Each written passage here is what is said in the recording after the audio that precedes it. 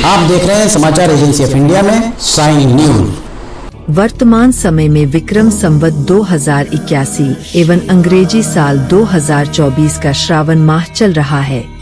श्रावण मास भगवान भोलेनाथ का प्रिय माह माना जाता है।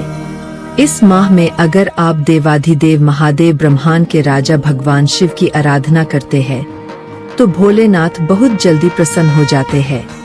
अगर आप भोलेनाथ के भक्त हैं तो कमेंट बॉक्स में हर हर महादेव जरूर लिखिए। साल के 12 माहों में से श्रावण का माह देवाधिदेव महादेव का सबसे प्रिय माह माना जाता है।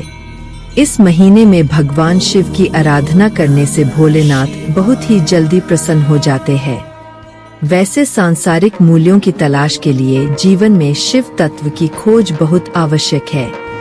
भगवान शिव को ब्रह्मांड का राजा माना गया है। हमारे शास्त्रों एवं पुराणों के अनुसार श्रावण माह भगवान शिव एवं माता पार्वती को समर्पित है।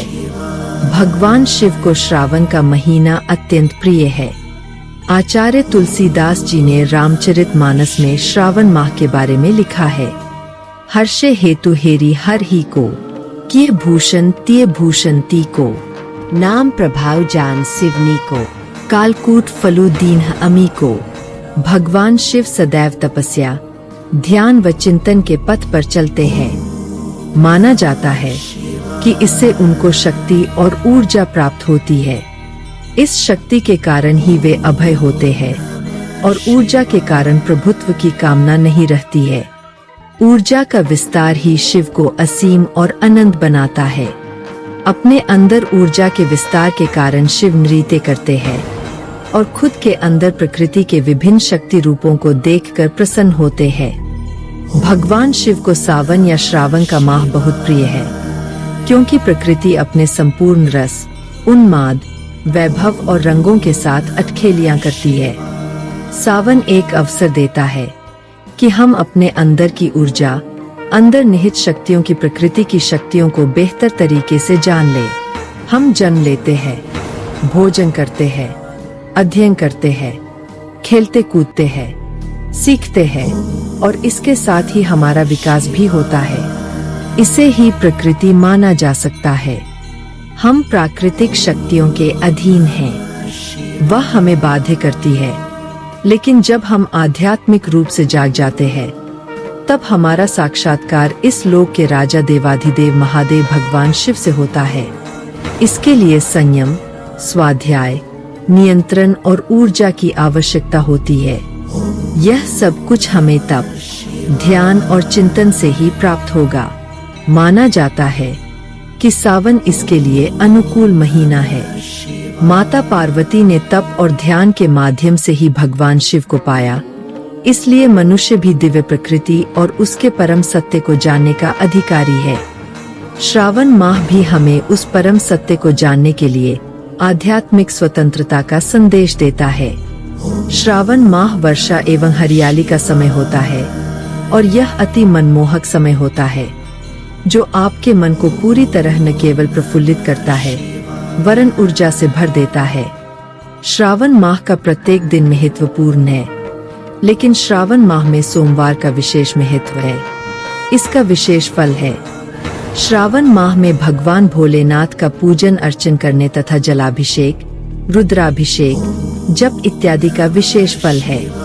कहा जाता है कि इस महीने में भगवान भोलेनाथ की कृपा से मनोकामनाएं पूर्ण होती है।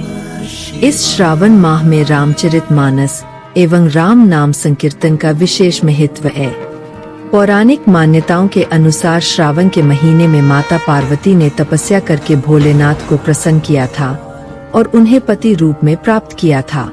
इसलिए भी भगवान भोलेनाथ को यह माह अत्यधिक प्रिय है। दूसरी मान्यता के अनुसार समुद्र मंथन के समय समुद्र से निकले हलाहल विष को भगवान भोलेनाथ अपने गले में धारण किया, जिससे उनके गले में हो रही जलन को शांत करने के लिए सभी देवताओं ने मिलकर भगवान शिव का जलाभिषेक किया। इससे उनको उस हलाहल विष के प्रभाव से शांति मिली और वह प्रसन्न हुए। तब से भगवान शिव को जलाभिषेक करने का विशेष महत्व है। श्री रामचरितमानस में तुलसीदास जी श्रावण माह के विषय में लिखते हैं। वर्षा ऋतु रघुपति भक्ति, तुलसी साली सुदास, राम नाम बरबरन जुग, सावन भादव माह। आदि अनादिकाल के वेद पुराणों चली आ रही परंपराओं के अनुसार श्रावण माह में ही समुद्र मंथन से 14 विभिन्न बेशकीमती रत्न प्राप्त हुए थे, जिसमें एक हलाहल विष भी था।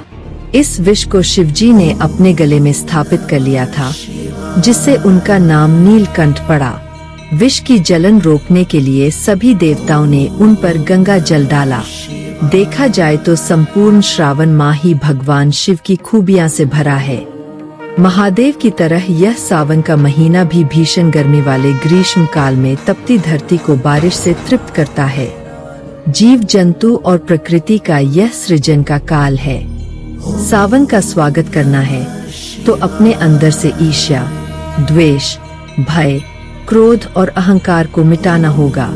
इसके लिए हृदय को निर्मल और पवित्र बनाना होगा। जब हमारे आचरण में सरलता, आनंद, पवित्रता और प्रेम का गुण होगा, तभी प्रकृति में स्थित शिव को देख पाएंगे। सावन एक तरह से आर्द्र रूपी रस का माह भी कहा जा सकता है। रसीले फलों के साथ बारिश की फुहार तन मन को संतुष्ट करती है। यह अगर दिल तक नहीं पहुंच पा रही है, तो इसका तात्पर्य है कि हम शिव तत्व से दूर है। ऐसे में इस महीने को यूं ही नहीं जाने देना चाहिए। इस महीने में स्वाध्याय, आत्मचिंतन के जरिए खुद बदले। बदलाव प्रकृति की विशेषता है। बदलाव ही शिव है। सावन संदेश देता है कि शिव को देखो, जो आशा और जीवन के प्रतीक है। सावन अगर भीतर आया, हरियाली को जब हम स्पर्श करेंगे तो जीवन में रस आएगा। प्रकृति सावन में रस का भरपूर बौछार कर रही है। हमें उस रस का स्वाद लेना है। इस प्रकार से श्रावण माह भक्ति एवं हरियाली का प्रतीक है। श्रावण माह में सोमवार व्रत या अन्य व्रत शुरू किया जा सकता है। इस माह में जो व्यक्ति सोमवार को बिल्व पत्र अर्थात बेलपत्र एवं दूध, दही, घी, शहद, गन्ने का रस इत्यादि से भोलेनाथ का अभिषेक करता है, भोलेनाथ उसकी सारी मनोकामनाएं पूर्ण करते हैं। श्रावण माह में पार्थिव शिवलिंग पूजन का विशेष महत्व होता है। जिन भक्तों को पुत्र की कामना होती है, वो पार्थिव शिवलिंग पूजन करें, शिवार्चन करें और गाय के दूध से अभिषेक करें। इससे उनकी मनोकामनाएं पूर्ण होती है। इसी तरह जो भक्त रोग, शोक से पीड़ित हों, वह भगवान भोलेनाथ को गंगाजल एवं कुश मिश्रित जल से अभिषेक करें। सुहागिन स्त्रियां अपने पति एवं पुत्र की लंबी आयु के लिए व्रत रख सकती है। कुंवारी कन्याएं अच्छे पति को प्राप्त करने के लिए सोमवार व्रत करती है।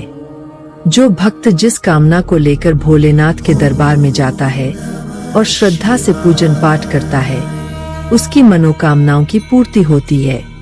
ज्योतिष के दृष्टिकोण से श्रावण माह में सूर्य राशि परिवर्तन करते हैं, जिसका प्रभाव सभी 12 राशियों पर पड़ता है। श्रावण माह में भोलेनाथ और माता जी की असीम अनुकंपा रहती है। श्रावण माह चल रहा है। यह भगवान भोलेनाथ का प्रिय माह माना जाता है। इस माह में अगर आप देवाधिदेव महादेव ब्रह्मांड के राजा भगवान शिव की आराधना करते हैं, तो भोलेनाथ बहुत जल्दी प्रसन्न हो जाते हैं। अगर आप भोलेनाथ के भक्त हैं, तो कमेंट बॉक्स में हर हर महादेव लिखना न भूलिए।